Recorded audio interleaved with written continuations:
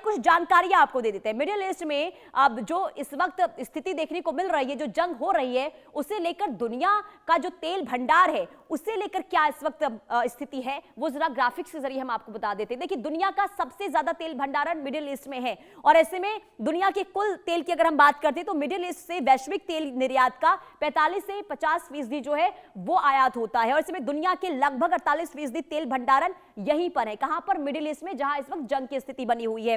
दुनिया का 20% तेल रोजाना स्ट्रेट ऑफ हॉर्मुज से होकर गुजरता है। सऊदी अरब, ईरान, इराक, कुवैत और यूएई जैसे बड़े तेल देश जो है यहीं पर है, जहां पर इस वक्त जंग देखने को मिल रही है।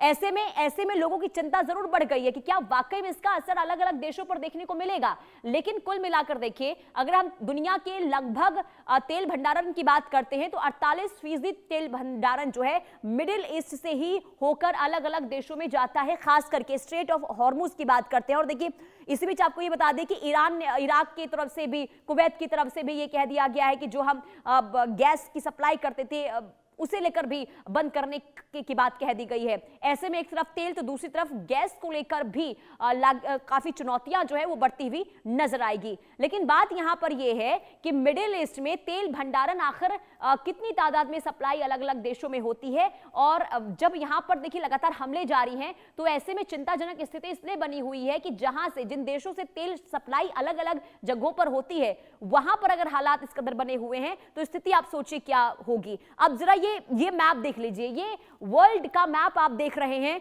जिसमें आपको ईरान, सबसे पहले ये ईरान की जगह आप देख लीजिए, जो लाल घेरे में आप देख रहे हैं, जो ये पूरा एरिया ईरान का है और इसी हिस्से में यहां पर स्ट्रेट ऑफ हॉर्मुज आता है जो फारस की खाड़ी और ओमान की खाड़ी को जोड़ता है। और ऐसे में ये जो आप देश देख रहे हैं ये खाड़ी देश है जिसमें इराक है, बहरीन है, कुवैत है, कतर है, यूएई है, ओमान है, ये तमाम देश जहां पर इस वक्त हमले हो रहे हैं। और ये देश इसलिए भी महत्वपूर्ण है क्योंकि इन्हीं देशों से, क्योंकि इसमें से खास करके यूएई की बात करते हैं, कतर, कुवैत की बात करते हैं, तो ये जो देश है ये गैस सप्लाई करता है। यानी कि देखिए, ये पूरा हिस्सा जो है ये अलग अलग देशों को तेल देता है, गैस देता है। और ऐसे में यहां पर ईरान की ओर से हमले जारी है। ईरान लगातार इराक पर हमले कर रहा है, बहरीन पर हमले कर रहा है, कुवैत पर हमले कर रहा है, यूएई पर हमले कर रहा है। और ऐसे में यहां पर संकट मंडरा रहा है क्योंकि कतर ने तो ये कह दिया कि अब हम गैस को लेकर आगे कोई भी सप्लाई नहीं करने वाले हैं। तो एक तरफ गैस को लेकर भी अब संकट जो है वो पैदा हो रहा है।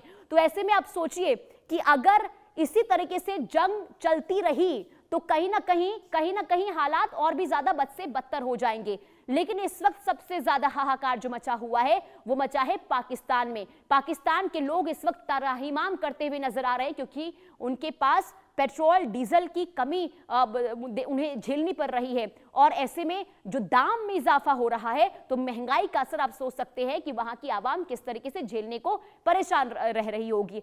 अब बात कर लेते हैं भारत पर तेल संकट किस तरीके से देखने को मिलेगा। अलग अलग देशों की स्थिति हमने बता